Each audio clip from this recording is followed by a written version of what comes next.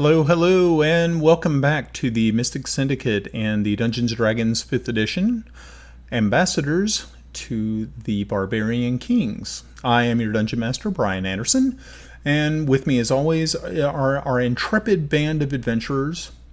Take it away, folks. I am Apton, Cleric Sir Apton, Cleric Malksfolk.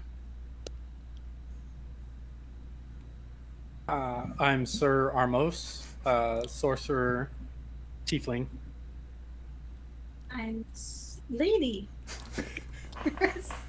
Lady Athena. Fighter. All right, very good. Anyone would like to do the recap from last week? Volunteer Shane. I did it last week. I volunteer Brian. Okay, so that's fine. Well, I mean, I did write the adventure, so I could do the recap. All right, so last week, after you had got done successfully defeating 3 gargoyles and a roper in the garden, you head back in. You were able to go back to sleep for a little bit and woke up to as I'm trying to think what servants came in and got you dressed and ready for your audience with the king.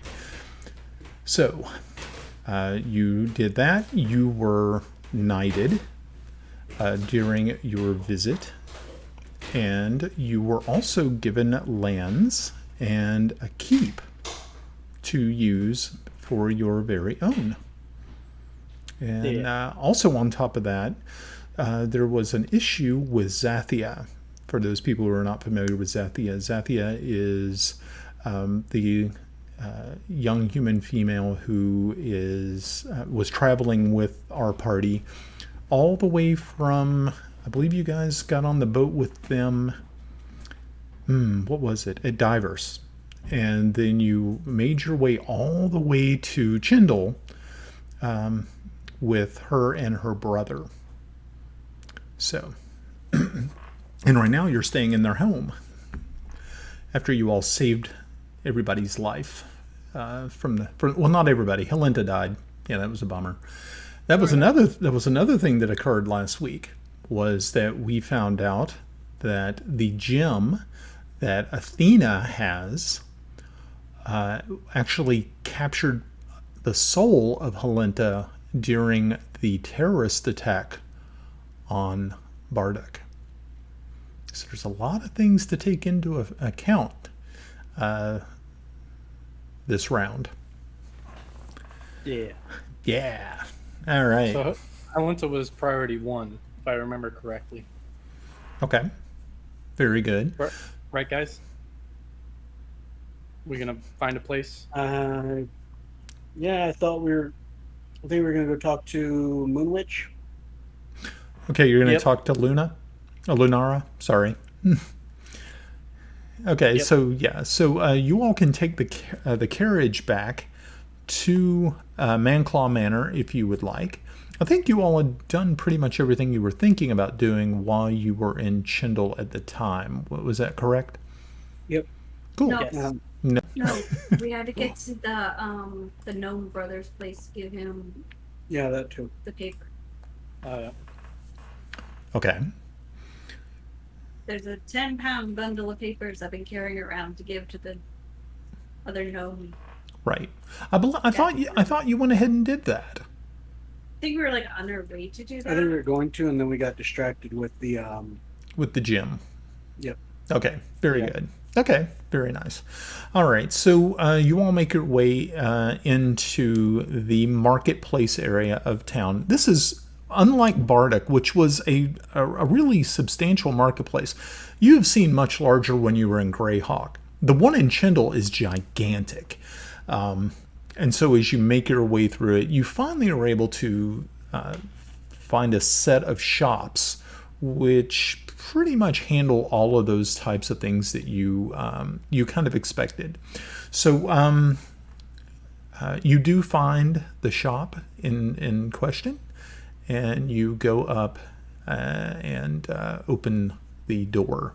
This isn't like it's not like a stall or something. It's an actual freestanding building. It's an actual storefront. It's like a CVS. CVS. But it doesn't come with the gigantic receipts Oh yeah. yet. Right, exactly. So you walk in, and as you do, you can see it's got a hardwood floor. It has a large counter, and you see bookshelves and cases and things behind there. And inside you see a halfling gentleman who seems to be looking around or kind of tidying up the area.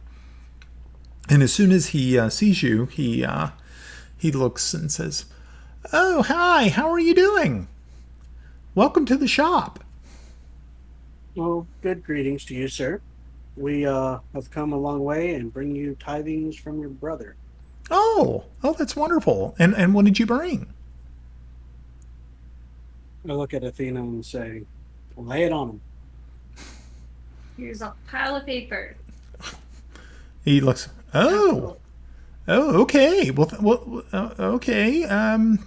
Let me go through these. Let me just look at the top. Maybe he left a note. I wasn't expecting such a large bundle. I thought he was sending something smaller. And he's going through, and he finds a note from his brother, and he's looking at it and said, "Oh, okay. No. This is definitely everything that I requested. I was just thinking it was going to be in a much smaller bundle. Can you hold on one moment?" And he picks it up, and he takes it back behind the counter. And he returns with a small bag. And he says, "For your trouble, thank you again for all of your help." And he hands it to you, Apton. And you feel that it does have some substantial weight to it. But it's only probably about that big. Maybe about the size. Only that big. Yeah, only that big. That's Only, a lot. only about the size of your head. It's a bag of dicks. Not the bag of dicks. It's the +2 bag of dicks. Mm-hmm. If you get hit in the head with it, it does +2 damage. Yeah. Mm-hmm. That's you to choke. And this I is. will say, thank you for your generosity and your. Hopefully, everything goes well here, and we will be back to purchase some fine wares from you. Oh, I should hope so. That would be wonderful. And I give him a little nod and smile. And All right. And he said, but as you're walking out, he says, real quick question. Would you happen to be making your way north to Amarillo? we will be. How about I do a favor? Maybe you could do a favor for me, and I shall pay you now to take some other documents to Amarillo for me. It sounds like it's a business arrangement that can be made. Ah, perfect.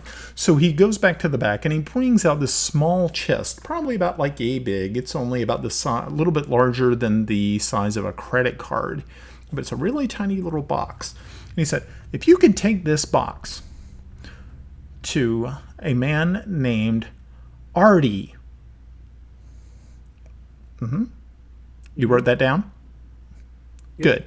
Okay. Yeah, his name is Artie. He's also a bookseller in Amarillo. He's really about the only Artie there. Half-elven gentleman. Look him up, and then he also gives you another small bag. From what you can gather, has to be some sort of coins. And this is for your trouble. I will pocket and hopefully the trouble isn't as bad as it was coming here.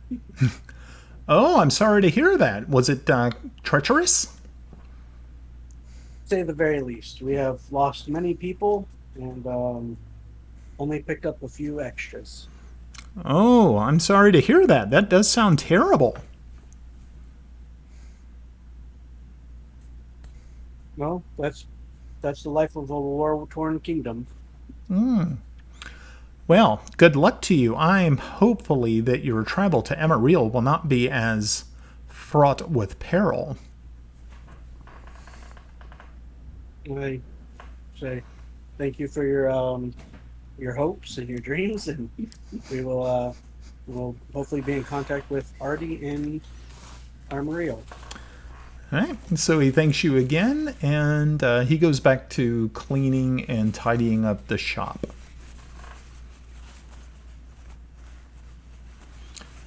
So you make your way back out, and the carriage is waiting for you. What would you like to do now? Lunara? Yeah. Okay. So you all end up taking the carriage back to Manclaw Manor. It, like I said, it only takes probably about 20-25 minutes to get back. And once you do, you walk in. Carson, of course, opens the door for you and makes sure that you are taken care of and everything. Make sure that anything that you brought with you, or you're, of course, congratulated by Millicent, who sees you once you all come in. You did notice once again that Moontalon was perched on the railing out front and sort of gave you all a little sort of a caw or a chirp once he noticed you. But I mean, it wasn't like he was upset or anything. He was just eyeing you like owls do. So you Kind of like. yeah. Hoo-hoo. Yeah. So you end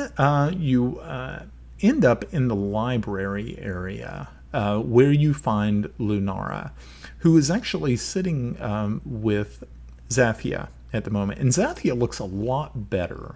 And you can see she is drinking some sort of a bright green tonic that you can see Lunara had a small, sort of like a small cauldron, and that she keeps adding certain herbs and things in. If you have a nature knowledge check, you'll be able to understand what it is. All right, guys, I got this. It's antifreeze. You got this? Antifreeze. That's antifreeze. Oh, well, I really do got it, though. Yeah, actually, you did really well. No. Damn. Oh, wow. Man, you were killing it. Both you and Athena actually did quite well.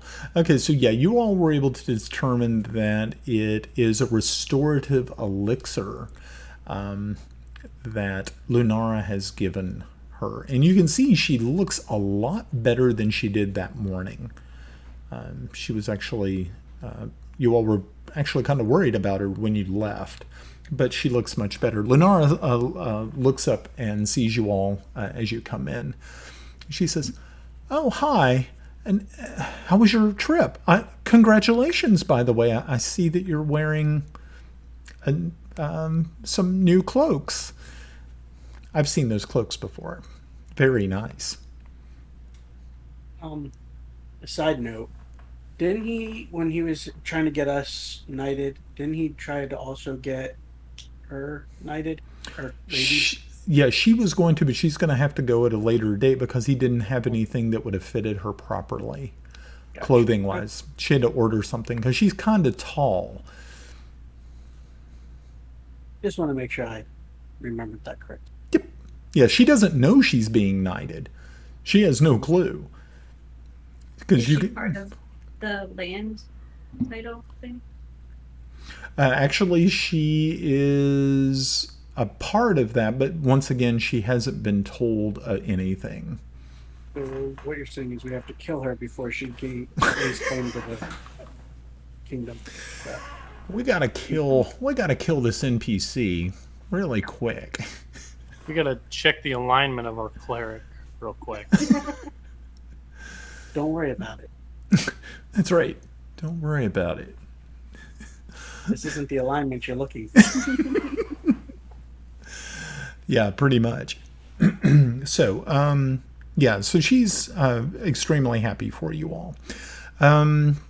Zathia sort of runs over and she tells you a little bit about what the day's been and about the restorative elixir. She also shows off a new lute that she has received as a gift from her mother, and she is planning on using it that evening at dinner for everyone's enjoyment. So that's something to look forward to. Is it a masterwork loot? It is a masterwork lute. Very nice. Absolutely pretty. So, yeah. So Zathia ends up, she leaves the room, and you are now there with Lunara. I'm going to look at her and say, do you know much about these crystals that were capturing souls? She looks and says, no, other than they were just binding souls to them, I'm not really too sure what else could possibly, what that could possibly mean. Make a perception check.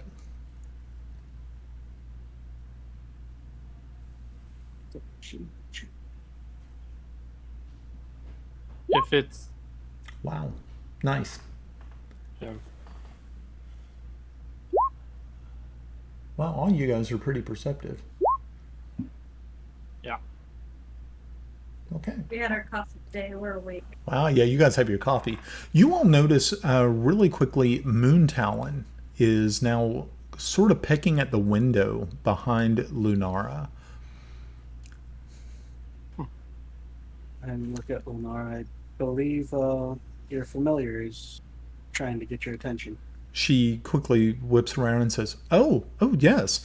And so she goes over and opens up the window, and the owl sort of flies in and perches on the chair she was just sitting in. She sits back down in the chair, and you can actually see this large owl actually bends down towards her ear, and you can't discern what is being told to her, but you can see the expression on her face change. One of shock and also sadness. And she says, we have a problem. Apton, do you remember talking to the young priest in Bardock, the priest of Pelor, I believe, right? I think Armos spoke with him. Oh, Mostly. was it Armos? Were you the one who brought the gems to the priest of Pelor? Yes, I did. Oh, I thought it was Apton. Oh, well, We all look the same. oh, yeah. Yeah, he's got horns. You look like a mouse. Yeah, you all look the same. Sure, makes sense. She says, well, there's been a tragedy. It seems that young priest was found dead, and the shards are missing. Kept them all. Those were the shards that That had were souls in them. full. Yes. Well, in awkward news, we have a shard that is full. And I look around real quick to make sure nobody else is nearby other than us. Okay. There's no one else in the room other than you three and Lunara. And it has the soul of Helenta in it. She blinks quickly and goes, wait, how? I was for sure that we were very careful on which ones that maybe that one slipped through. I know that there was a large one that had actually killed her, but maybe another one had passed through her at a different angle. Oh, how sad. Do you have it with you? The crystal? Yes. Okay, do you mind? I'll take out the dagger. Okay. Don't scare her. She looks at the crystal in its now new weapon form, and she's like, "Oh, you had a weapon fashioned from it. Okay, Before I knew there was a soul in it. okay. This is different." She takes the dagger from you, and as soon as she touches it, you see that she kind of shudders a little bit, and her eyes roll back in her head. And as soon as she does, you hear Helenta's voice coming from her body, from her mouth. She is now channeling Helenta. Oh, she's possessed. Get the exorcist. Sapper. And you hear Helenta say, oh my, I'm in another body. How did I? And you see her just kind of look down and look at her, look at her hands and things like that. And she's like, okay, wait, whose body am I in? You are in the body of a half elf. No, she's an elf. Oh, an elven witch who is the reason young Zethia is still alive. And she And trying to help us figure out how to get you out of there, out of this crystal. Yeah, so Helenta is, of course, very confused because she doesn't know who Lunara is. She did not know about what had happened to Zathia. She was completely unaware of anything that had happened right at the time of the explosion. Oh, so much Yeah, has that happened. thinking So back. let's just say that this is the person who's trying to help us figure out where you are at and how to bring you back. Okay, so she looks at she looks around and sort of kind of gets her her surroundings, and she said, so you believe that this woman will be able to help me?" Yes. Oh, that's wonderful. So Of course, we did not expect this thing to happen. so I am dead, and I'm now in this other person's body, and so where is my body? It is being prepared for burial. You We see her. brought it to the kingdom in Chindle. Oh, so we're in Chendal now, and my body is here too. Yes. Oh. Okay. So I guess you need to speak with her now, right? To find out. Okay. So you see that Lunara has like a very tight grip on this hilt, and she doesn't seem it seems like it's like a death grip, and so you're gonna have to try to pry it from her because right now her muscles are locked, and until she can be released or until she releases it, Helenta is not going to be able to leave. But of course, Lunara is totally trapped in her own body right now and doesn't understand, what the process is going. I mean, she's done this before, but usually it wasn't a situation like this. Can I go ahead and use command on her as a spell? Don't think it would be. Can I try to pry her hands open first? Let's try that. Yeah, go ahead and give me a strength roll. Have that. Is that a saving string? Yes. Yeah. Yeah, if you just roll a d20 and okay, very good. Yeah, you only because you have to think Lunara doesn't have a really high strength. And I'm a strong person. Yeah, she's a witch. Okay, so, yeah.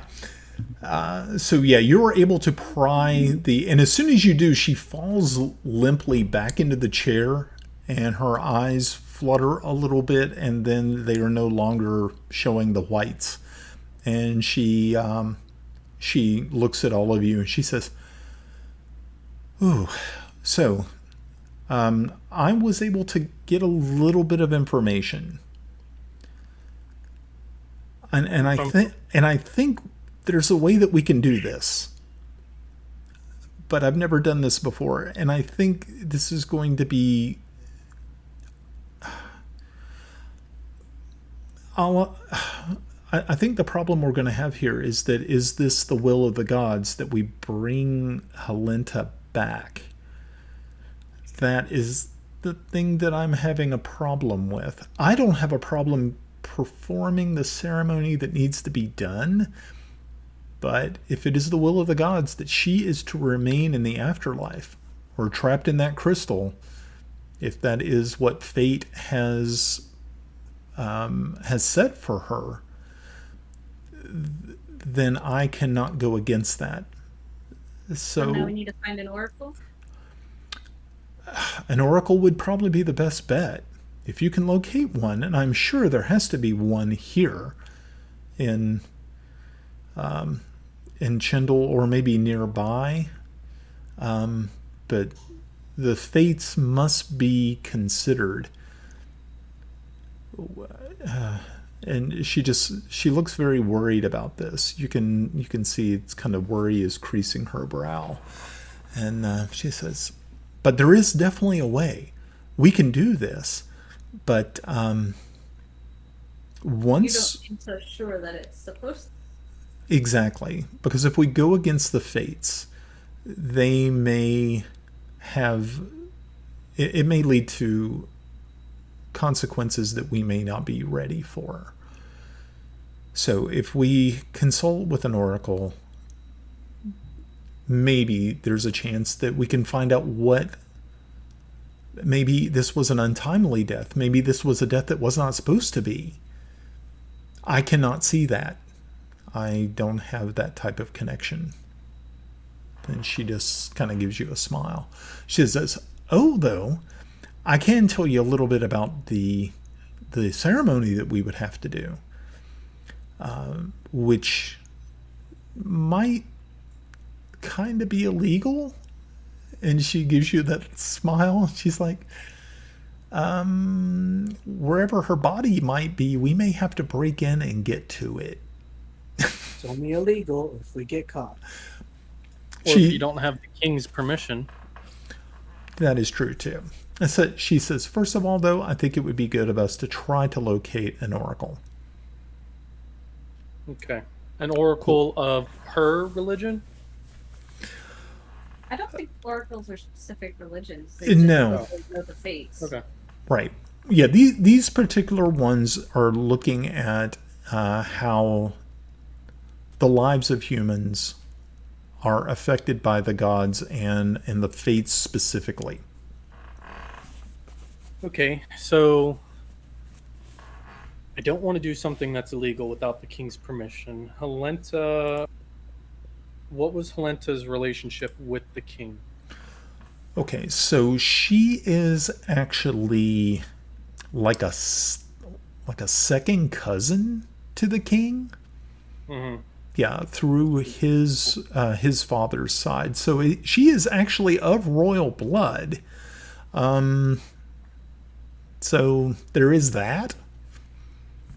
So should we request another meeting with the king, Lunara, and an oracle? I think do the oracle first, because there's no point in getting permission to get her body from the king if we're not supposed to bring her back. True. I'm not going to be the one to tell her that, but Right. It's okay. He has the shatter spell. that, or we could just get a doll and put her in the doll. and then give it to her fiance. We could do that. Yeah. Boy, They that's did creepy. that in an episode of Black Mirror, but sure. We could still be together forever. Mm-hmm. I don't know. That seems kind of creepy. It seems a little creepy, guys.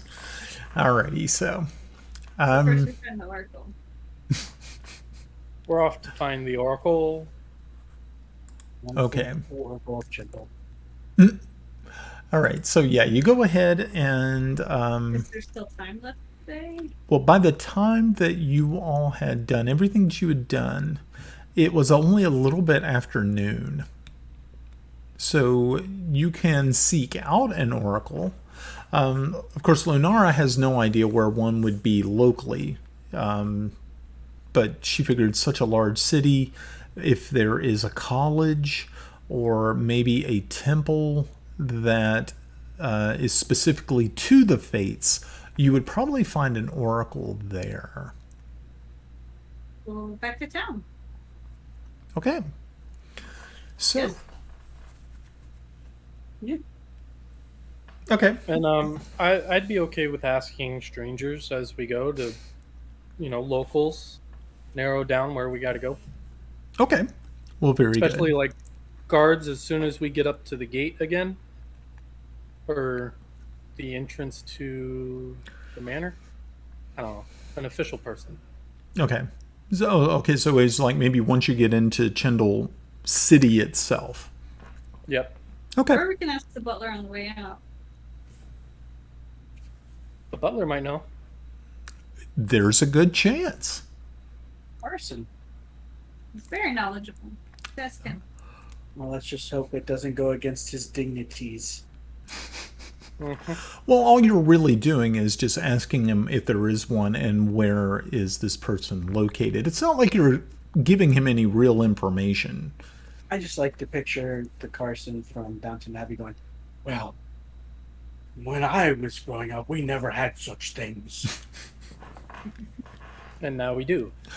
Okay, so so you all go back through the main hall, and you find Carson in his office, working on some papers. And of course, as soon as you walk in, he rises and he said, "Ah, my lords, lady, how may I be of help to you?" Hey, Carson, we're looking for an oracle. Can you point us in the direction? An oracle, you say? Let's see. I believe I can definitely point you in that right direction. There is a arcane college in Chendal that you might want to visit. Where is that located? It is just actually right next to Chendal Castle itself. You probably passed it on your way this morning to see the king. Was that where the observatory was? Most likely it is a part of that college. All right. Then I know exactly where to go. Then good luck to you, lords and lady. Is there anything else you need? Not at the moment. Thank you for the information. He just gives you kind of a light smile, and he says, well, then I shall be, I shall get to it then. I will return a smile and turn around and leave. Okay. So you all make your way back out to the carriage when Zathia and Jorith run up and ask you if they can tag along. It is completely up to your father and your mother. You see both of their faces get kind of like, like glum because they know what the answer is probably going to be. And they go, okay. However, we will bring you back a treat. You see both of their eyes light up and they're like, oh, a treat. Oh no, what could it be? Oh, and they're just going, they're very, very excited about the possibilities. So they allow you to go ahead and get into the carriage, and the footman and the driver start taking you back towards Chendal proper. So, like I said, it usually takes about 25 minutes to get back to the city, and so by the time you arrive, after all of everything you've done, it is now closer till about 3 o'clock in the afternoon. And you can see that to the north, there are dark clouds gathering in the sky. And you can feel that the wind is picking up a tad bit. Have your umbrella box.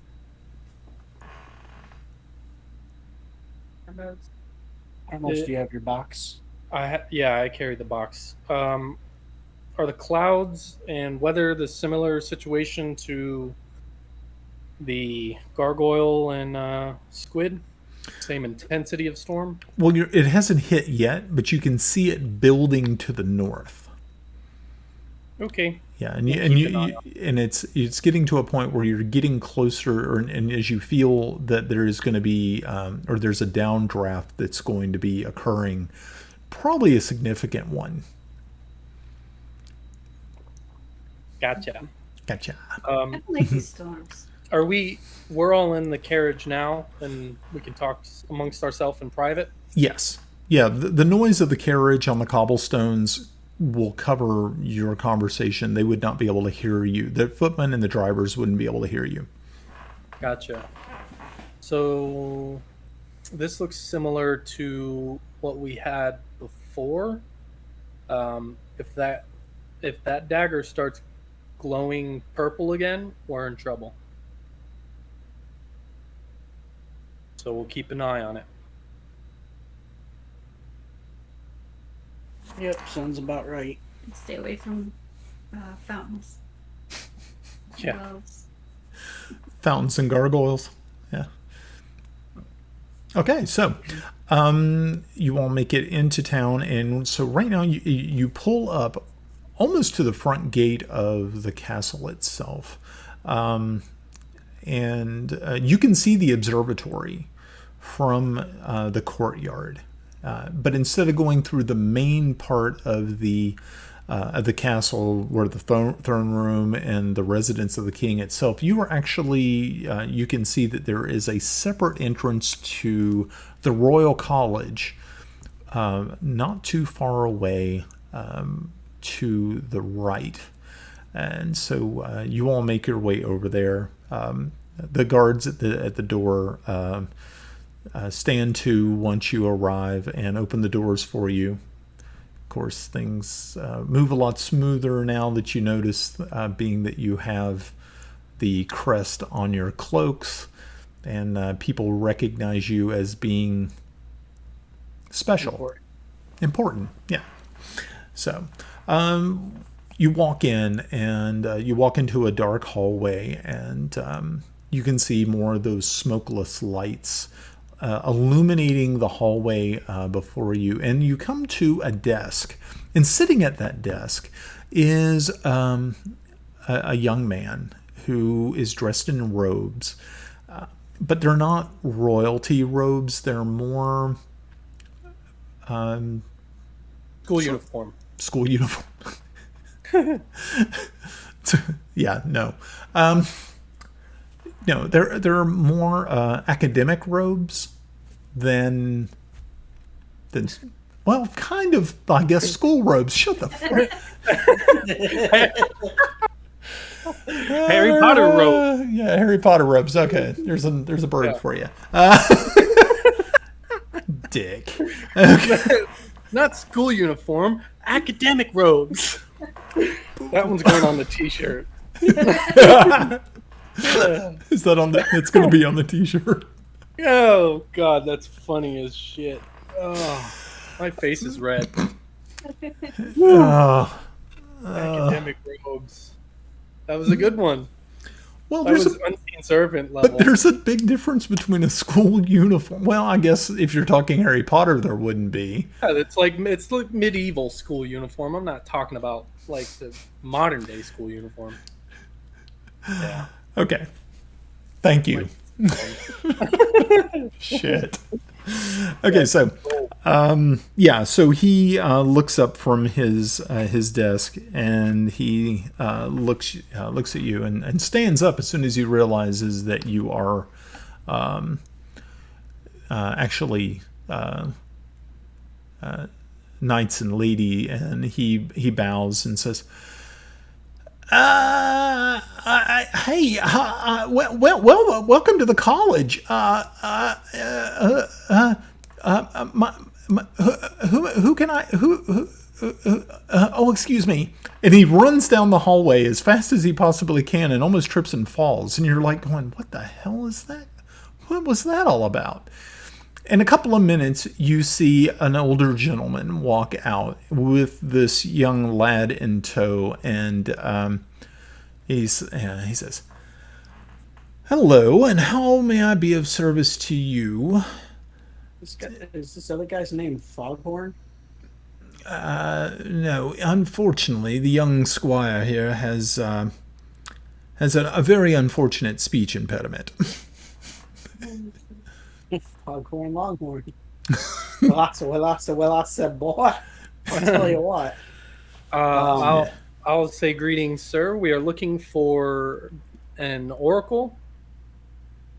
Oh, you're looking for the oracle. We only have one. The oracle. Yes. He looks over and says, Reggie, will you please take these fine people up to see the oracle? And you see the boy gets like I said, he's probably about 14 years old. And he's very excited to, he said, yes, sir. Yeah. I would be happy to take him. Yeah. This way. Yeah. And so you follow him up this flight of stairs when it gets to a winding staircase, a stone staircase. And all the while, he just keeps looking back at you, and he says, you're the first mouse person I've ever seen, and you're the first devil person I've ever seen. Wow. Yeah. That's tiefling. Devil person, right? Yeah. Mouse guy. And so This guy looking like Porky Pig now. You're the first devil I've ever seen, or Waterboy. I'm gonna send him a message to see if his speech is just as bad in his head. Okay. Stutter and telekinesis. Okay, so you send him a message through. That Through really freak him out. through telekinesis. I would like you to address us properly as sir and lady in the future, not devil person. Is that clear? Okay, and so what you hear back is really interesting because it's like, yes, I would be happy to do that for you.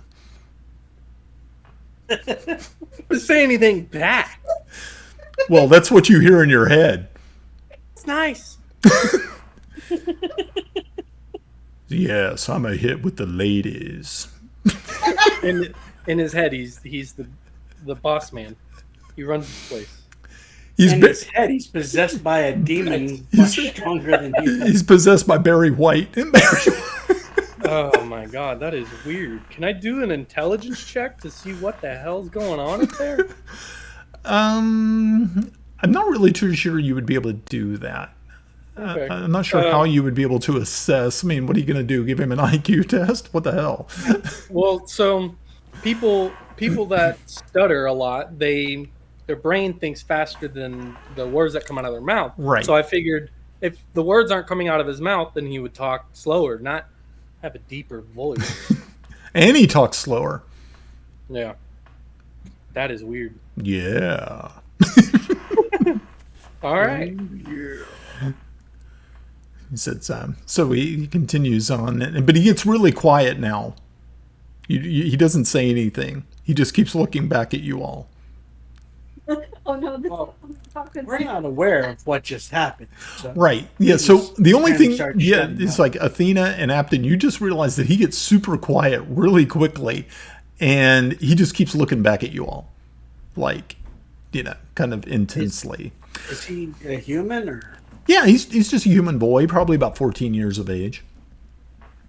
I'm gonna ask him how long he's been working here. He looks at. I've been here since I was 6. 6 years old, yes.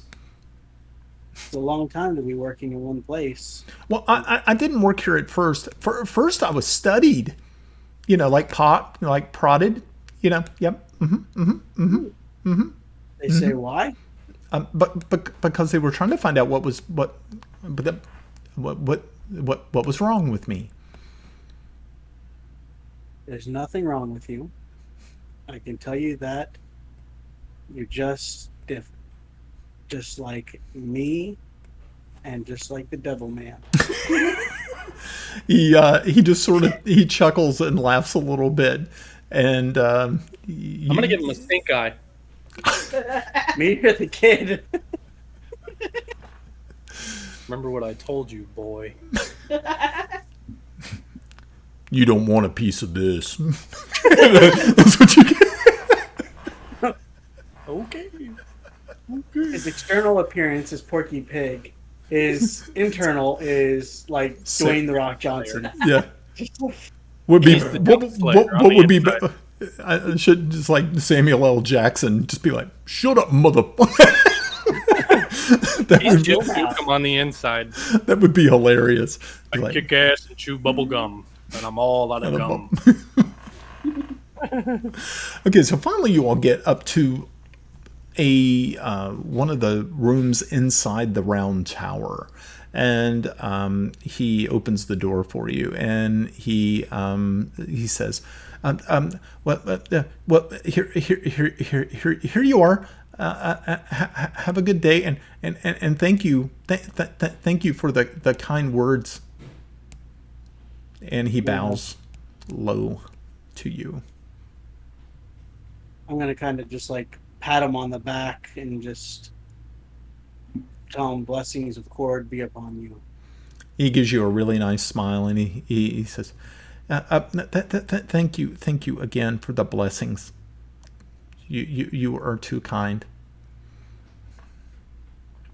And so he leaves you there at the open door. And inside this room, you can see that it is sort of a semicircular room. It has glass windows all around it. So you have a complete and clear view of almost the entire city, at least the north end of the city, where you can see those dark storm clouds gathering heavily. And now you actually can see flashes of lightning between the clouds. And as you're standing there looking at the light show that nature is providing for you, you hear a voice. But you don't hear it. It's in your head. And it's a woman's voice, and she says, "Welcome, and how can I help you three?" She doesn't already know if she's here. But you don't see her. All you do is hear her in your head. I'll think in my head, we have come to seek the guidance of the fates. Ah, yes. I had a feeling that that's why you would be here. All right, there. So finally, she steps out from behind this curtain, and you see, most likely you would probably kind of describe her as being kind of a crone, like an old, grizzled, sort of an elderly woman who's got she's missing one eye, and her face is deeply lined, and she's carrying a staff that she uses more like a walking stick than an actual staff. And she makes her way over to you, and she sits in a very comfortable looking padded chair, and then offers you all seats around, because there are other chairs here. And she says, "Please go ahead and take a seat, and we shall talk, and I shall inquire more information from you, and then we shall ask the fates." And so as you sit there and you kind of take in everything, you can see now that roll a perception check. Her name Miss Cleo by any chance? Miss Cleo. Dang. Roll. I said roll. Make it high, make a honey roll. Did your roll 20 crash? I think it might have, Oh no. but I do that. Oh, okay, cool. Wow. Okay, 26. So really about the only person who kind of realizes what is happening is Apton. And Apton, as you're sitting there talking with this woman, things are starting to change. Strange things are kind of taking, like you're talking with her and then you look away for a second to Athena or Armos, and then when you look back there's something that's changed in her face, and at first you really can't put you really can't you don't notice it at first. You're thinking, okay, maybe it was the light, maybe there was something strange about maybe the way she was sitting or maybe the way she turned. But as you continue, as you sharpen your focus, you realize that while she is sitting in front of you, she's getting younger. And that one milky eye that she has starts to clear up probably about 5 minutes into your conversation. And you're like, at first you're kind of like, is anybody else kind of noticing what's going on? Go ahead and roll a perception check with advantage this time. Okay, Armos. Very good. Okay, so Again? yeah, so actually, yeah, you guys are good. Apton, you didn't have to roll again because you actually kind of nailed it really heavily the first time with that 26. I just wanted to show off. Oh, of course, I see. So, so now all of you are noticing the distinct changes in this woman, and she is no longer hunched over. She is now sitting, in her chair, just sort of, and now like her teeth are there, where before it was just like, like apple doll looking, face that she had, this, if people are familiar with what apple dolls look like. Sorry, it's an Appalachian thing, I think. It's a mountain thing, it's what we do up here. We take food and we turn it into dolls. I don't understand it either. And you said it was creepy when we were talking about putting the gemstone in a doll. Okay. I didn't do this stuff. I mean, come on, man. I don't play with my food like that. Alrighty. So, yeah. So, what are you going to talk to her about? Well, While this is all going on in front of you, as you're freaking out.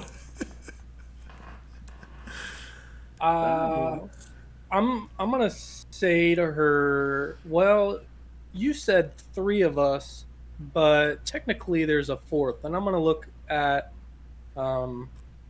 Athena. What? Who's the She's 4th? pregnant. You. Dagger. Yeah, well, we have a soul that we want to know if it's supposed to be alive or She kind of rocks back a minute and she says, okay, explain to me how you came to possess this soul. And where is it? There was an attack, and crystals flew everywhere and sucked up the souls of people they hit. And I accidentally picked one up that had a soul in it that I didn't think had a soul in it and turned it into a dagger. So now my dagger has a soul in it. She, at first, she just kind of like, so Yeah. why did you feel it was a good idea to turn one of these into a weapon? Because it looked sharp and pointy, and I thought that maybe if we came across some sort of evil spirit that we needed to vanquish at some point, I could get it into a crystal. She says, Kill it. now that actually is not a bad idea. Yeah, but it's already got a soul in it, so we need to get that one out. Oh, yeah. Yeah, I don't think those. Probably that gem would not be able to store more than one. Now, the person that is stored in this gem, is it a friend or someone you know? Actually, yes. So if we can get her out back alive, that'd be great. But we were told that if it goes against the fates, that wouldn't be a good idea. We need to know if it's okay with the fates if she comes back. She says that is very good that your friend suggested that you check with the fates. That's very smart. She says, okay, then I shall do so. I shall ask the fates. Do you know the name of the person who is trapped within the gem? No, her first name is Helenta. She sort of looks and squints and says, oh, you mean the niece of Lady Manclaw? Yes. Oh. You do know that body is scheduled to be cremated. Ergo the urgency. Oh. I see. I understand now. Then, do you mind leaving me the dagger that you've created? I promise nothing bad will come of it, and you will receive it back. But I will definitely need to consult with the fates concerning Helenta and her passage into the ever after, if it is to actually be a passage or is she to be remain in this crystal for all time, Or if she can come back. or if she can come back. Hopefully she'll be able to come back. But if you pick up this dagger, is there going to be a connection that her spirit can get into your body? Because I don't want you stuck like that. That is possible. And so what I need you to do is I need you to take the dagger. And she motions to this, it looks to be a small pedestal. And sitting on that pedestal is a large brass bowl full of water. And she says, if you would not mind, please unwrap it from its scabbard and place the blade end, the actual crystal end, into the bowl for me. Okay. And Okay. I get up and do that. Okay, and as soon as you do, as you walk over and you place this crystalline blade into the bowl, you see the light inside. It's like the water inside the bowl swirls and actually becomes luminescent.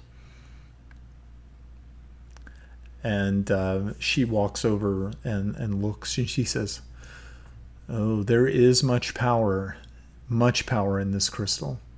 And she says, if you can, leave me with it for an hour, for I have to attune, and I also have to ask the fates what is to become of Helenta. Come back, and I shall have the answer that you need. I have one more concern. With the soul and the crystal, I believe that there's somebody after these crystals that have a soul. We experienced a storm and a few spawns from another realm, and there was also an attack on a priest, and they took the other crystals that had souls. So I believe that the crystals are a priority target for somebody. So if we need to send you additional guards while you attune, that's what we'll do to protect you, because we don't want anything bad to happen to you. She says, I'm not really too sure you would have anything to worry about. I do have protections, magical protections placed upon my quarters, as well as the ability to fight for myself. And as you continue to watch her, she now probably looks to be in her mid-30s. Long blonde hair. She is completely a different looking person than you saw before. And I wonder if she's getting those years from us or somewhere else. so If she's getting them from me, I'm probably dead. Probably just shape shifting. So she says, "Come back in an hour. I will have everything that you need." Okay, stay vigilant. Okay. So you all head back down, and as you do, you run into Reggie, who is once again at the desk. And he rises and bows once again, and he says, "You have a good day. Will we be seeing you again soon?" No? Yes, we will be back in about an hour. That's wonderful. Do you do I need to do you need food or drink or any other type of libation? No, thank you. Maybe when we come back.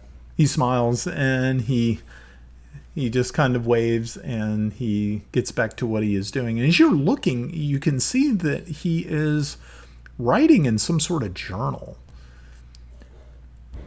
Yeah, I met a mouse and a devil. I met the devil today and he had a mouse in his pocket.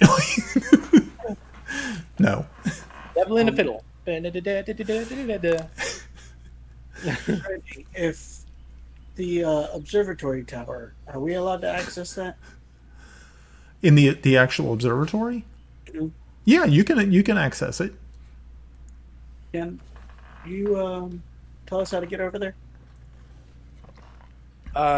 If you're gonna go to the observatory, I'm gonna go make sure the body is not going to get cremated. Well, I have a feeling it's not getting cremated like right now. I have a feeling that doesn't sit easy with me. It could be. Okay. So Well, I'm not going to waste any time. I can read books anytime, so... Well, I'm going to the observatory to see if I can get a hone with anybody who might be keeping an eye on those clouds. How long it's been Okay. going on, and Okay. Athena, do you want to come with me or go with him? No. Well, the thing is, though, Armos and Athena, you're not really too sure where the body is at. You're not really too sure who to talk to stop them from doing whatever they're planning on doing. here, I can fix it. We'll Hey, go back to Reggie. Yep.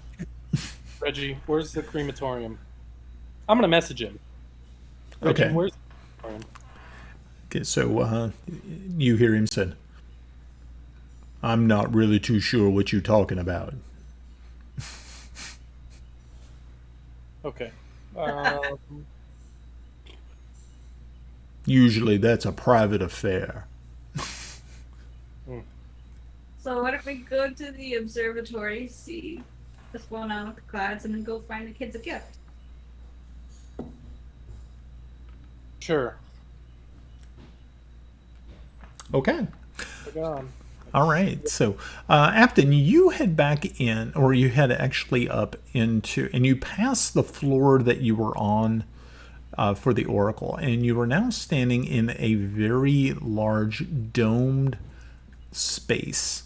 And you can see that it is full of all types of interesting instruments.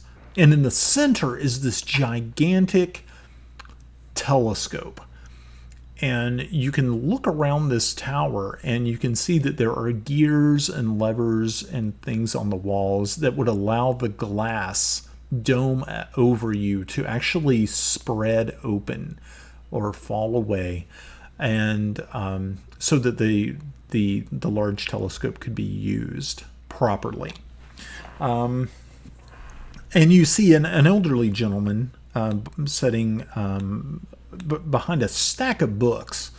You kind of catch him, kind of catch off to the side, but if you would approach from a different, you wouldn't have seen him at all because this mountain of books is just it's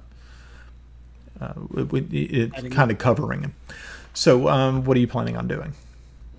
I'm going to give a little hello there. He looks up and says, "Oh, hello! Welcome to the observatory." And he notices the your cloak, and he says, "Oh, welcome, my lord. Welcome to the observatory. And how can I be of service to you this evening?" I was wondering if you had taken any notice of the storm to the north. Very interesting that you should even ask that. We were noticing an uptick in very, very violent storms over the past week or so, especially the one last night that was centered just south of the city, and it hung there for at least a good 20 minutes. Usually they're fast moving and they would move right on through, but this one actually hovered over a location not too far away from the city itself. Have you guys noticed anything, or have you thought it might be of magical creation? I had been consulting with other professors here, and we have ascertained that that is totally possible.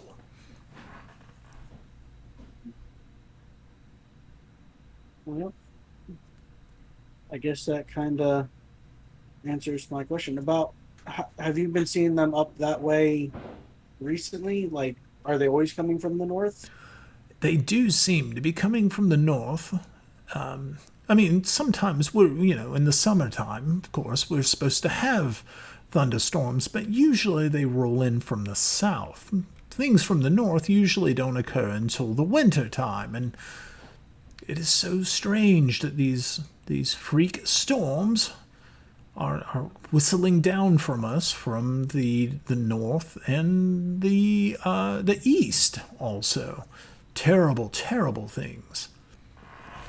Well, I would like to give you fair warning that we do believe it to be of magical creation, and that if there's any sort of preparation you guys should be encouraging by the kingdoms, they should be prepared for all sorts of magical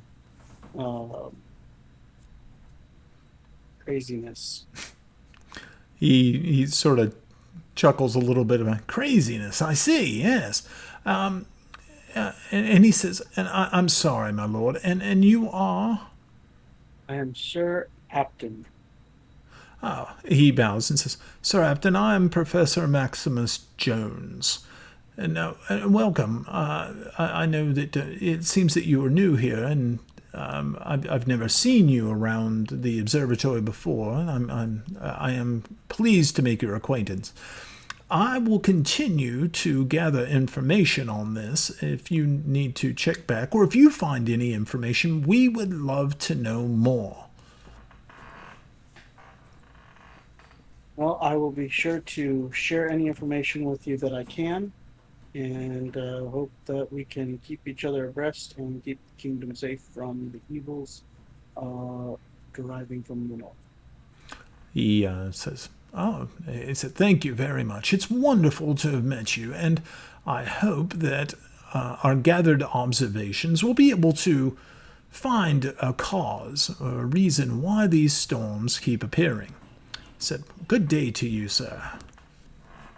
And good day to you. Okay, so you make your way back down. That probably, you sat and chatted with him for probably about 20 minutes. So Armos and Athena, what were you all planning on doing? Getting a treat or something for the kids. Okay, so you all head back out and you get to the marketplace. Is there anything specific you're thinking of? I was thinking like a candy or something. Any kids that What was it you were thinking of? a candy or something. Oh, okay, sweets. I was thinking chocolate, but I don't know if they have chocolate. Well, there is Yeah, like there is a old chocolate. chocolate. Yes. Yeah, they have like a chocolate. Yes. Okay. I like some sort of chocolate. So yeah, you were able to find several different types of food carts. All types of things are in the market. And now that people are leaving work for the day and heading into the market to purchase things, it's very busy, kind of bustling. And you every once in a while you bump up against people bump up against you, and you're kind of you kind of feel that Put my hand on my yeah, you have this feeling that you may be being singled out or targeted. And so make a perception check. I have my hand for one. I've got Her and almost. Yeah, Armos as well. this. Okay. Almost is distracted by the pretty ladies. That's right. Yeah, he's looking around. So you finally find a stall that has all different types of chocolates. It has like bonbons. It has bars of chocolate. It has like little. It has fudge. It sometimes also like some actual chocolate baked goods, like brownies and things of that nature. And the fella behind it is a human male is standing there talking with some other customers, and he looks over and says, "I'll be right with you. Please." And he takes a small pewter tray that has some fudge samples on it and says, "Oh, please try some of this fudge. It's really, really good." Please taste my fudge. Yeah.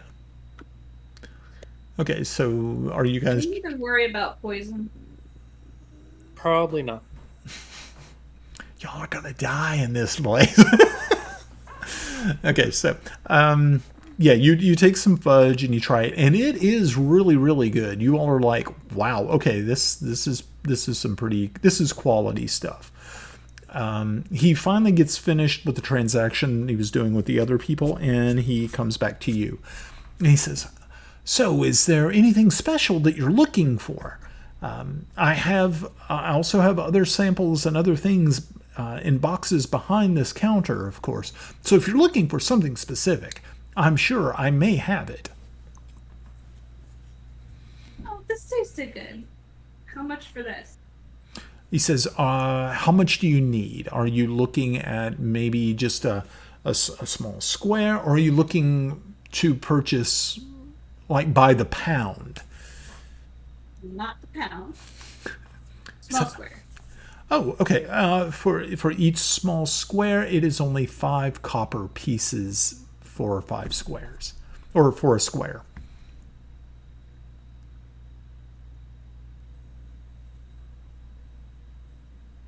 Is that a good deal? Oh. Yeah, I'm 5. not there. You can't ask me. Yeah, that's right. You can't really ask him because he was up in the observatory. So yeah, you have a general idea that 5 copper pieces is probably a pretty good deal because of the quality. So It's also not very much money. yeah, it really isn't. Alright. It's like, Alright. Um, And I will take 3 pieces. Okay, so you're going to purchase 3 pieces of the chocolate fudge. Yes. Okay, so that will be 15 copper pieces. Here you go. Okay, so you pass on the 15 copper pieces. He thanks you very much. He wraps them in this waxy paper and he hands them to you. Are they separate? Yes, yeah, they're each individually wrapped in this wax paper. Perfect. Cool. All right, so where are you off to now? Almost. If anywhere you want to go.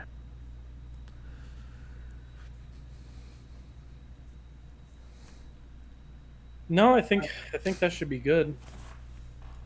Okay. What's the storm doing? Well, as you all are getting ready to walk off, the downdraft hits and it starts blowing the market around a little bit. And you can see people packing up as fast as they possibly can. You were lucky enough to be able to get, huh? Good thing we got the chocolate first. Yeah, that's right. Yeah. You can see these flashes of light going on, and the sky gets considerably darker. Almost to a point where it's as the rain starts to literally hammer down, you can it's literally bouncing off of the cobblestones around you. So you all make a run for cover, and you find yourself in the doorway of a tavern called the Pink. I can't even remember the name of this place. The pink salmon. The Pink Salmon. I was gonna say, I almost said the Pink Clown.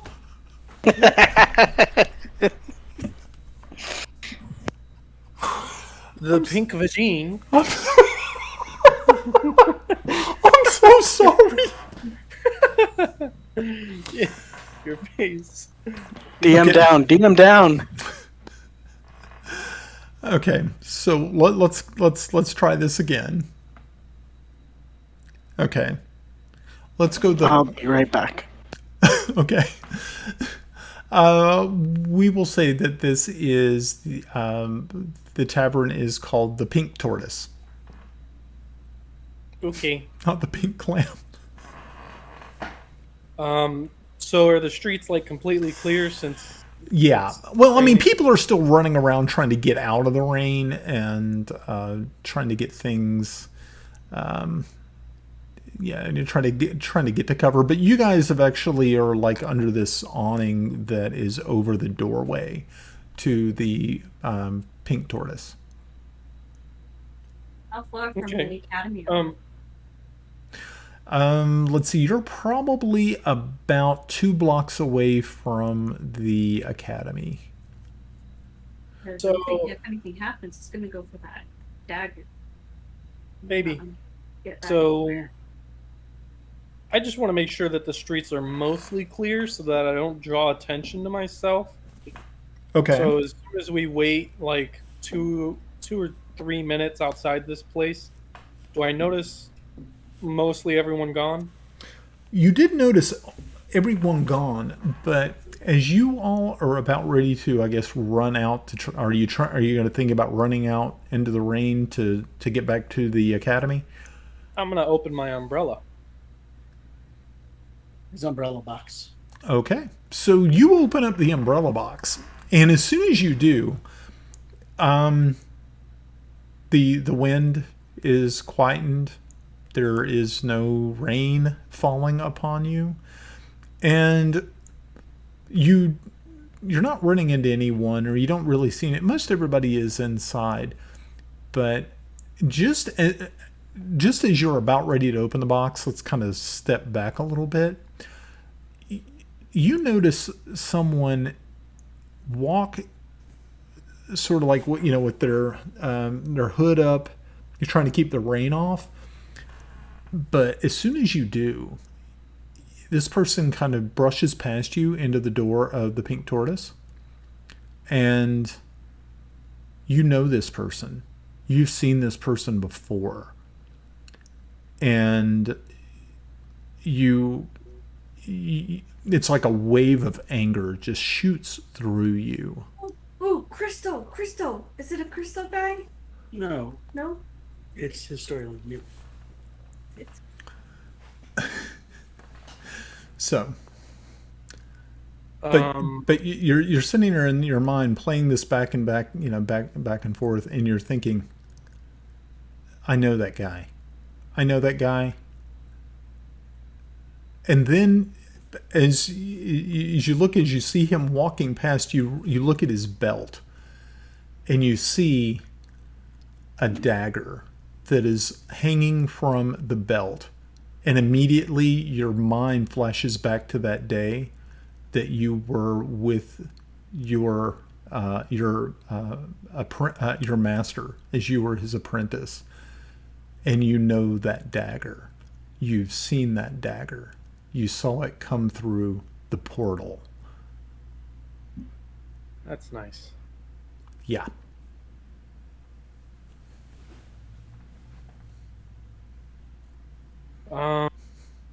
You're not really too sure of the name, but you know the face, and you know that dagger.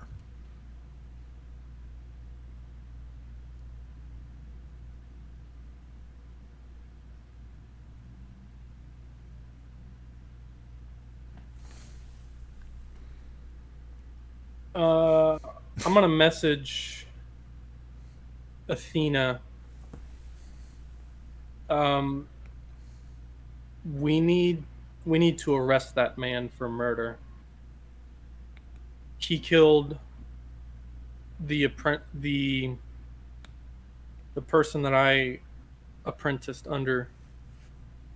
He's the reason I became an adventurer. I've been looking for him for all these years. Allowed to make a citizen's arrest? You're not really too sure what powers you have, being that you're new. Yeah, and you're not really too sure about the person. You know, you of course you didn't recognize him because he's a complete a stranger to you, Athena. But you immediately were able. You looked at Armos and realized that it was like he had seen not really a ghost. He didn't go pale or anything. You just started to see color rise up in his face and everything, not of fear but of anger. And I know the feeling.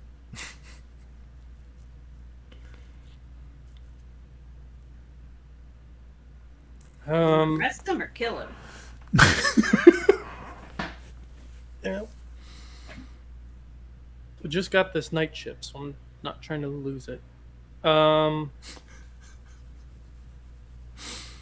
gonna cast suggestion on the hooded individual. Okay, by the time that you've already done, he's already inside, and you no longer see him. Okay, We I'll have to kind of walk in. I'll open the door. Okay. So you look inside, and this place is pretty packed. I mean, people ran in here when it was starting to rain, trying to get out, and you unfortunately have lost track of him in this crowd of people.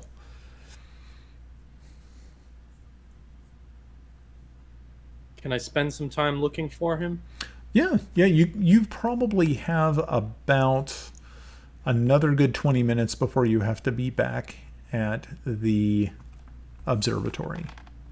Okay, I'm gonna tell Athena, help me look for him What does he look in like? this crowd. Look for the dagger. Yeah, the dagger that he's describing, it has a long handle, but at the end, the actual the back end of the handle has a large red ruby on it. Is he able to send pictures through his message? No, unfortunately he doesn't. Yeah, he can kind of give you a description. Just words. Words. SMS, no MMS. Right. Alright, so now we look. Okay. So let me see how. For the investigation? Let's see. Hold on one moment. Armos, high or low? Hi. All right. Unfortunately, after your searching, you were unable to locate him. But you do know that he is definitely somewhere here in Chindle. You're not too sure where he had spirited. He made his way. You don't know if he. You also don't know if he also recognized you. So, Okay. Yeah. If we were unsuccessful in finding him, Unfortunately. But you do know that he is somewhere in Chendal. Probably not far away at all. So, okay, so finally, you guys end up looping back using the umbrella chest, and you make your way through the empty streets of Chendal as the storm is literally just beating this town up. Lightning flashing across the sky, illuminating the street below. The darkness is it's surreal, is probably the best way to describe it. And you finally run into the academy and the observatory's main entrance. At this time, though, you can see that Reggie has been replaced by another student, a young lady, probably about the same age, and she looks up at you, and just as you are coming back down from the observatory part, she greets you warmly and says, "Oh, hello." Well, and she looks over at Apton and says, "Oh, sir, you all are coming from so many different locations. How wonderful!" And she says, "How can I be of help to you?" And you can We have a meeting with the Oracle. Very good. Are you? I will take you there. Are you? Have you been here before? We have. We were just here not an hour ago. Oh, then you know Reggie. Oh, how did he do? Reggie was very, very helpful. Oh, that's good to know. He's a really nice person. It's really he. I think something. I don't think he was always like that. I think there's something magical that happened to him. And she says this under her breath, in a whisper. She make a perception check.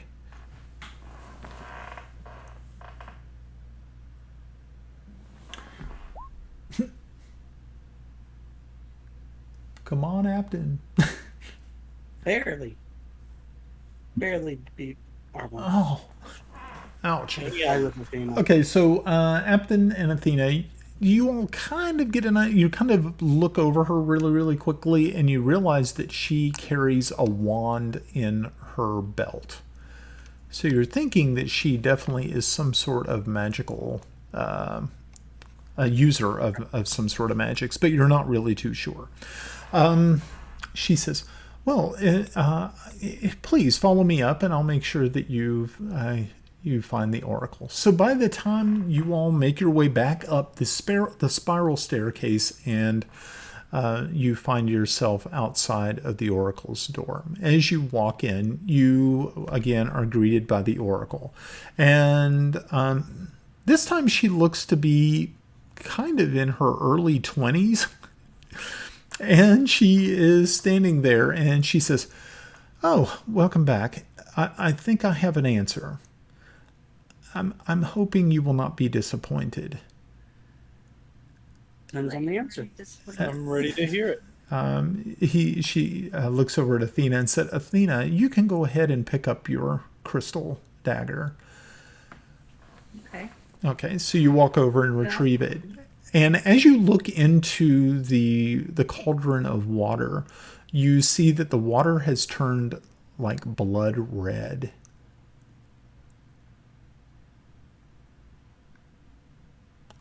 And so she motions for you all to take a seat.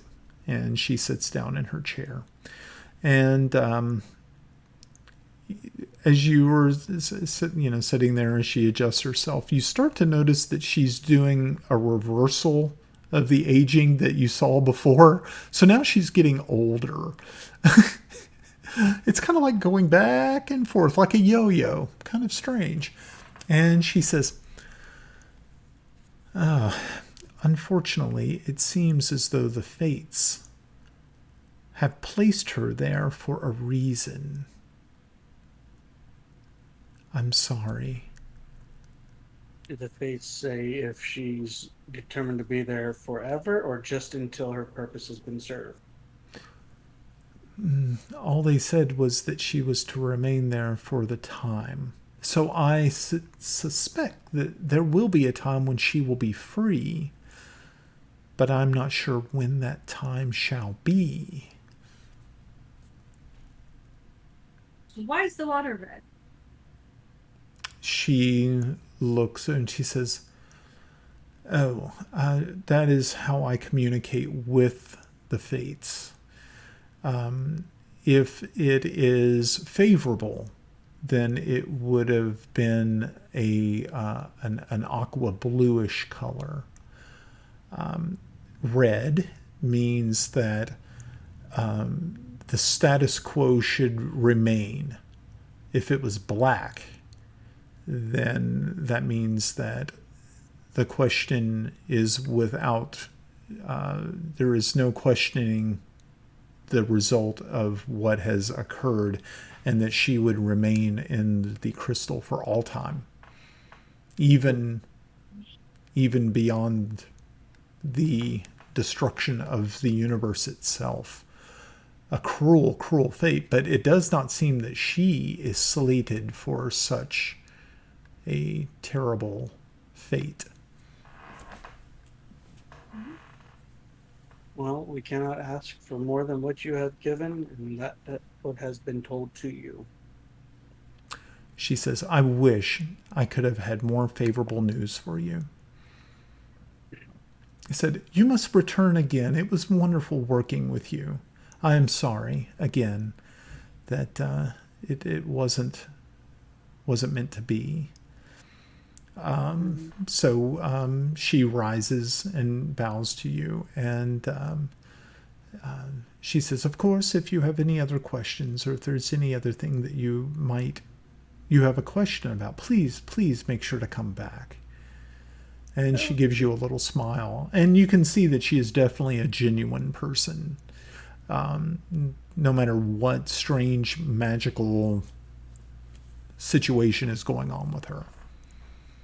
Can I ask you about the aging process that you seem to be traveling through? Yes. That I get this question a lot, actually. And I'm glad you did. I am tied to the fates. And at one point in time, somewhere slated in my future, I, if the when the stars are right and things of that nature, I may actually take the place of one of the fates themselves. That is the fates of oracles in general. Well, then you, I believe, would be someone to stay on the good side of. She chuckles. She says, "I hope that you can look and see just that I am definitely a neutral party in all of these things." Yes, I jest. Do you know anything about the storms that are coming? I do know that Professor Maximus has been tracking them. And I do believe that they are of some evil intent. Some evil thing has created them.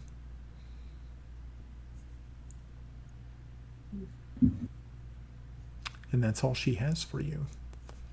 Well, stay safe and watch out for the storm. And I kind of point at all the glass around her. She says, "Of course, I'm definitely watching." She says, "Good luck. May your travels be light, and may the road rise up to meet you." And she shows you to the door.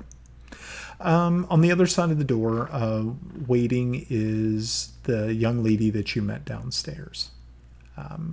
And she says, "Oh, well, unfortunately, it is time for us to lock up for the night. I hate to have to show you out so quickly, my lords and lady, but we do have to close up. And dinner time is right around the corner, and we must definitely get. We're fighting the storm, of course, and she. You can see that she's desperate to be going home, and so she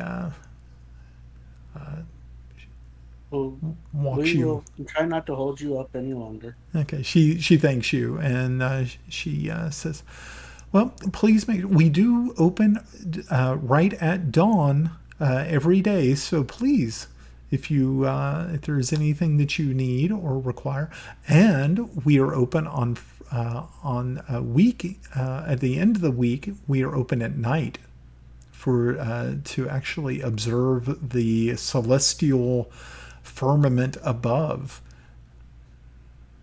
Very good. We will definitely have to check that out later on. Okay, so you all are shown out to the door, and now you find yourself back outside. The storm is still raging outside. You still have your box open and ready? Okay, so once again, you are enveloped by this umbrella that keeps the rain and the wind at bay. And after a couple of minutes, you find the carriage. The footman and the driver jump out of the carriage so you guys can get in the carriage, and they start racing as fast as they possibly can through the streets to get you back to Manclaw Manor. So, but The umbrella, would it cover the whole carriage? it travels with you.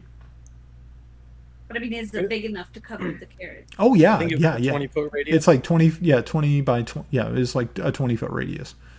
Yeah. It's more than enough to cover the carriage and the horses and everything of that nature. Yeah, the footman and the driver are kind of surprised at this magical ability that you possess. Good, And next questions. don't ask. That's right. Don't ask questions. Next thing you know, you're a revenant. you're dead. You're getting the life sucked out of you That's right. by a mouth. Yeah, so you all make it home, or make it back to Manclaw Manor, and they drop you off at the front gate, not at the front gate, but at the front door, where you are immediately met by Carson, who opens the door for you and allows you entry. He takes your all's cloaks and hangs them on pegs by the door. And any other like wet clothing that you may happen to have on you, you make sure that, and you see other servants are coming in to make sure that everybody is as comfortable as possible. And you are shown into the dining hall once again. And as you start to walk towards the dining hall and they open the doors, you can hear the beautiful strains of a lute being played, and played masterfully. And as you walk in, you see a very lively Zathia standing on a stool off to the side, while everybody is clapping along to her song. And it's a very it's almost like a sea shanty sort of tune that she's playing, and everybody is really enjoying it and having a good time. And as they see you, they all turn and look at you, and you see people wave and say, "Oh yes, yeah, Apton, Athena, Armos, please take a seat." Yeah, so Zathia is just finishing up her set, and you can see that there's like wonderful food sitting at the table, and it's all very fresh and good and warm, and wine is brought out, and you're sending. Alistar looks at you and says, "So, it's been quite a day, hasn't it?" Oh, yes. He says, "Well, I'm hoping that tomorrow you'll get a chance to go out and take a look at that keep. I know that you only have about 3 more days left here in Chendel before you have to move along to Amaril. So, please, yeah, if I know you're busy and I know you have things that you have to get done, but if you do get a chance, please make sure to drop by. I will try to get some gardeners over there to try to get the grounds in somewhat of a shape. Like I said, unfortunately, it's been quite a job to find people at this point in time. But yes, please do. And so everybody is having, they're eating and drinking and talking, and it seems to be lightening the mood. Even though with the light of, and as you were sitting there waiting, you hear the door open once again, and in walks Lunara. And she walks over and takes a seat near the end of your table. And she uses message and messages you, Armos, and asks, "So, can I perform the ceremony?" My reply will be, Yes. unfortunately, the fates have not they said now is not a good time for that. You see an emotion that flashes across her face that you've never seen before. And roll a perception for everyone. All of you can roll perception to see this. Oh, geez. Okay, yeah. So all three of you are immediately notice it. It's just a flash, and it is a flash of absolute anger. I mean, just it, and you don't know how to take it because you've always the Lunara that you've always known over these last weeks has always been one of such contemplative kindness, and you saw something that you've never seen, which it was like a flash behind her eyes, and it gave you pause. I'll send a message to her. Even though now is not the time, we should preserve her body, and only time will tell when the fates want her to walk amongst us again. She doesn't say anything. The anger is gone, but you can see what you see is like a blank. It's like a slate. It's like her emotions have been turned off, which I know, like for elves, sometimes they can just shut out and just be just stone-faced about things. And you are now, all three of you are looking at her, and you're actually worried. You're thinking, "Oh shit! What is this a bad thing? Did we just do something?" Because it's like Athena and Apton, you all didn't hear the conversation. All you did was see the flash of anger and then just that stone face, and you're thinking, what is going on? That didn't make any sense. Armos, you're sitting there thinking, did we just awaken something that shouldn't have been awoken? So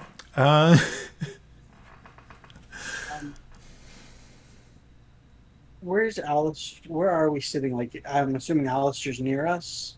But is it Actually, he's at the head of the table on the other end. You all are at the back end. Let's see. Let me kind of give you an idea of where everybody's sitting.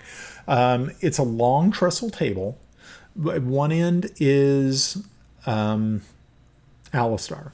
Next to him, to his right, is Millicent. On the other side is Jorith. And then Zathia is next to Jorith. Next to Millicent is Alistair's adjutant, Stephen. And then you have Athena, Armos, and then you Lunara is actually sitting at the opposite end of the table, and then you are sitting around the other side there next to Lunara. So you guys are actually kind of in one small little area down at the other end of the table. I'm gonna go tell Alistair that when the meal is ready, we need to talk to him in private. Okay. Okay. Cool.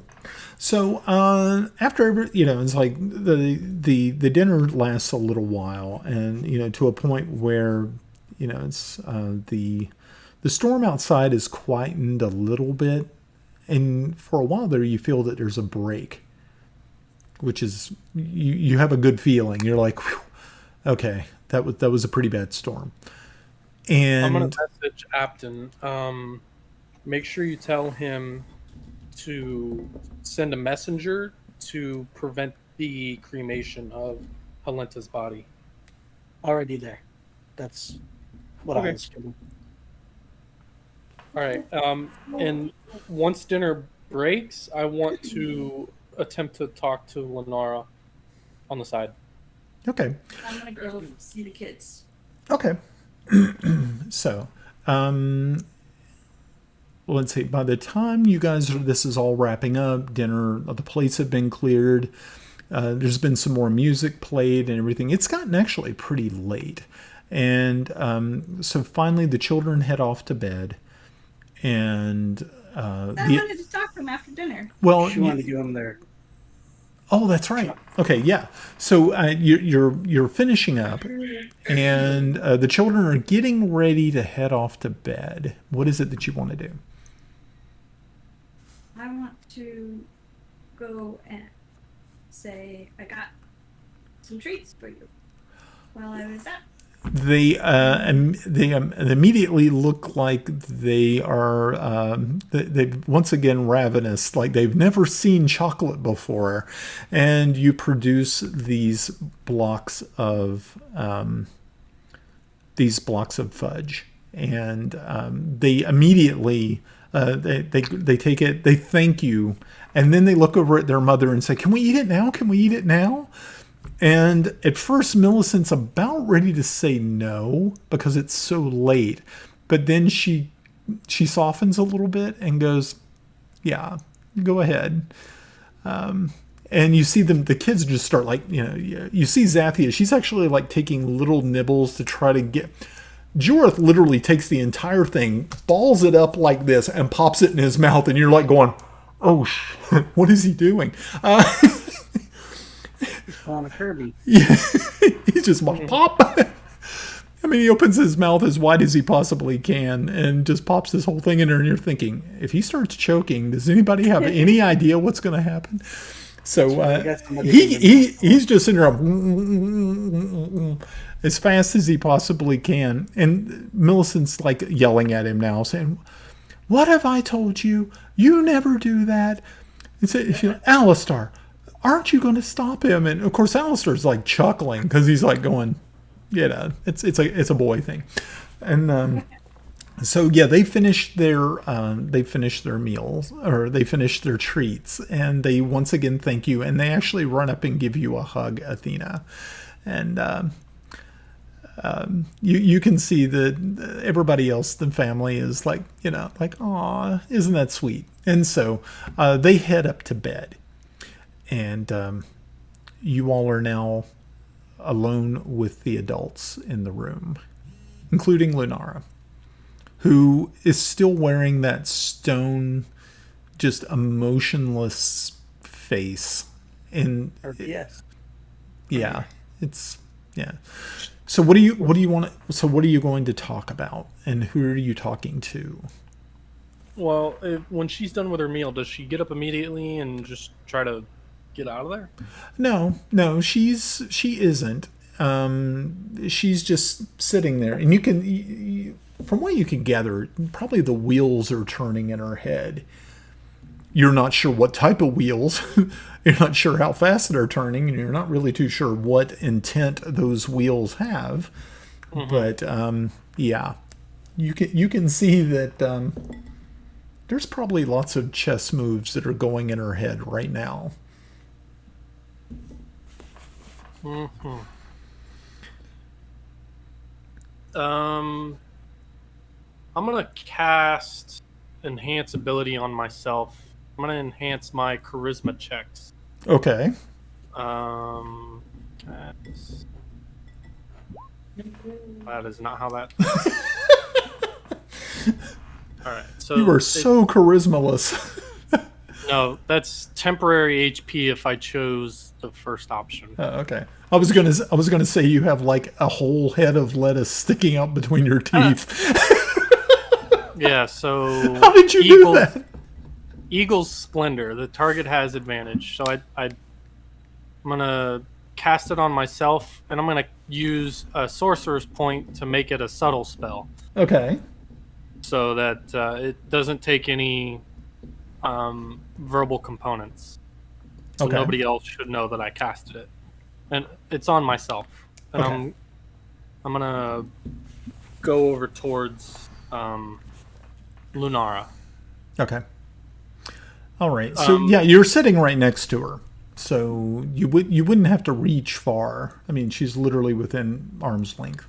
Right? We're still at the table. We're not in privacy, right?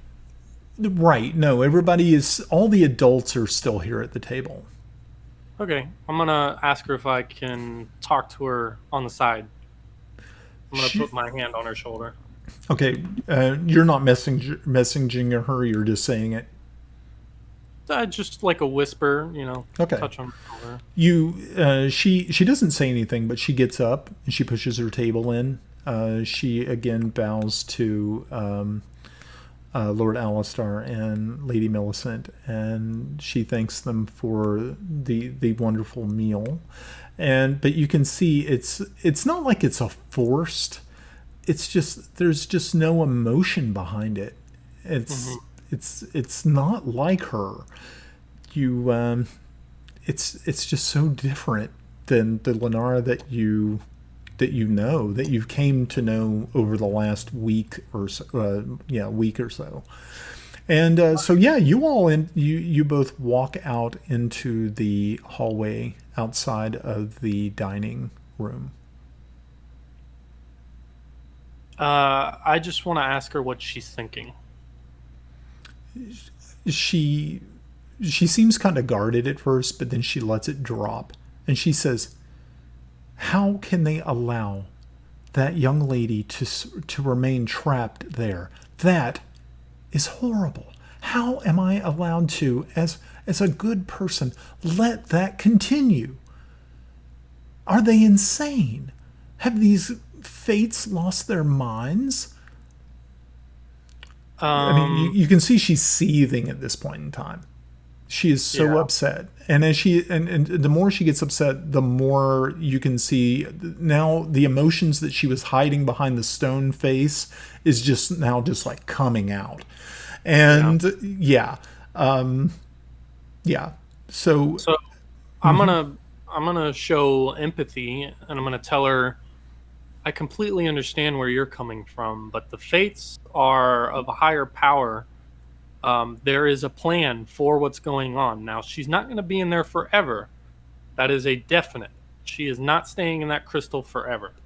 We don't know when the fates would like her to come back with us and serve her purpose, but she will not be there forever. And maybe we can find a comfortable way for her to be with us. There are alternatives to this predicament. you can see she wants to believe you. She really does. And do you want me to roll deception? Yeah, go ahead. No, not what are you trying to do? Are you trying to like diplomacy? Just kind of convince her to calm down, that everything is going to be okay. Yeah, you would probably want to use more diplomacy than deception, because you're not lying to her. Right, but we don't have diplomacy. We have persuasion. Persuasion. Okay, so let's use that. Let's use that deception score that you were using, that roll, as your persuasion. Okay. So she softens a little bit, and she says, then her body's supposed to be cremated at the end of the week. There's no way that we can preserve it. I just don't understand, Armos. And as she says this, she throws her arms around you and literally just bursts into tears. Oh, Jesus. I'll just give her a firm hug back and tell her it's going to be okay. We'll find a way to preserve the body. We'll find a way to comfort her where she is now. We don't know how long it's going to be. She composes herself and she thanks you. And she says, I have to check on Moon Talon. I'm sure he has. There's an insight that he can tell me. Maybe he can be. Maybe he has an answer. Maybe there's something else. Maybe the moon knows. I don't know. But she thanks you and she gives you a peck on the cheek, and she starts to walk up the stairs towards her room. And so you're now left in the hallway by yourself. So I'll go back into the chambers. okay. So you see Apton and Athena. You see Armos walk back in by himself. So what are you? Kissing him, he's scaring him off. So what are you guys doing while he was in the hallway?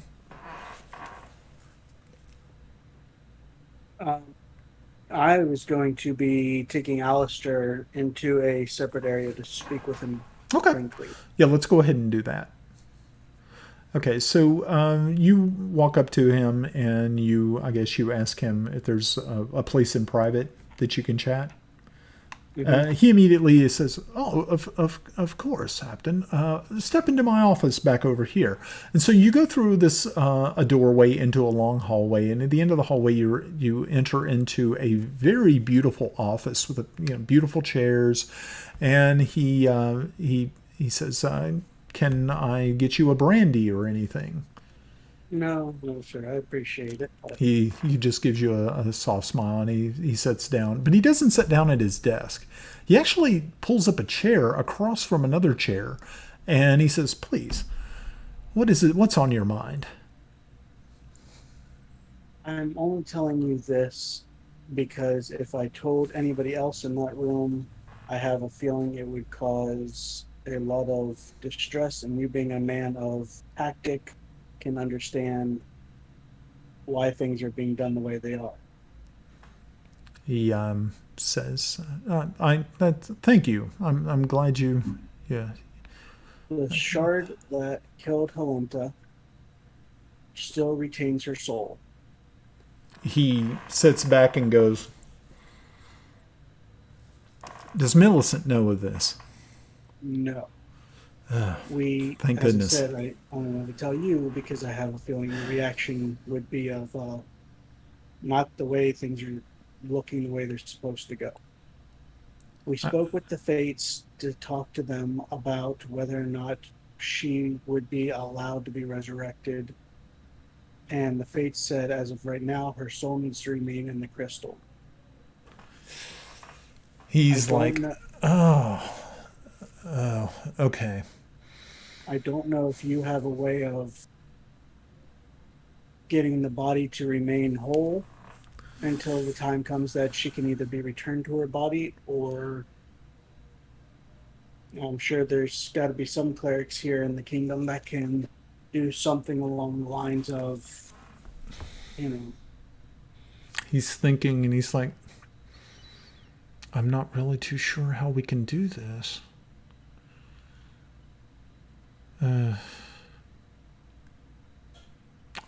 He's just kind of without an answer, and he looks at you and says,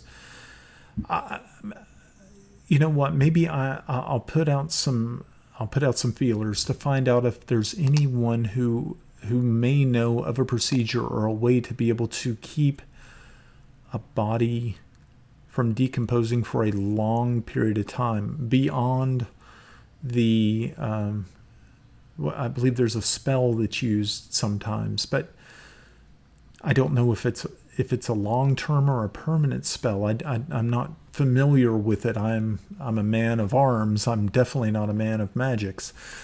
And he says, I'll look into it.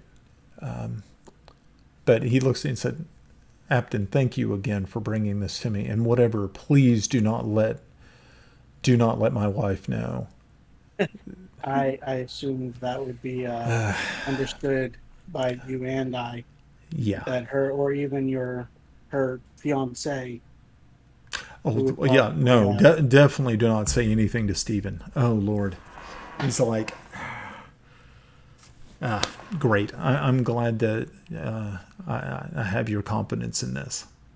Excellent. And storms that are coming from the north and the east they have to be magical in nature. Because every time there's a bad storm is when things seem to go awry, like with the gargoyles in the He says, garden.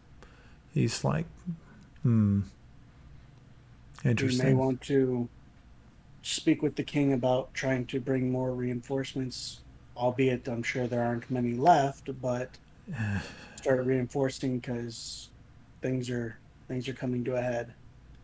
Again, he thanks you and he says, I will see what I can do. This is really grim news. But then I also have this feeling that it's wonderful news that Helenta's soul is intact and still with us. If there was some way to be able to return that soul to the body, it would be a miracle. And he says, again, thank you, Apton. You are welcome. Okay. So he stands up and he offers his hand to shake your hand. And It's a dangerous thing, my dude. yeah. And he says, interesting that it would be that the first Mousefolk person that I ever met would end up becoming one of my greatest confidants right here with something so important. Definitely, Providence has seen this and has made this true and has made this occur. Said, again, I am glad that you are with us. And yeah, so he stands up and he walks over to the door, and you guys walk back into the dining hall. And I think that is where we're going to wrap it up for the evening. Okay. And so before we leave, I would like to thank everybody who dropped by in chat. I did think we saw a few people, which was really kind of nice. Please, in the future, if you happen to be dropping by and seeing us, say hi in the chat. We are not scared to say hi back.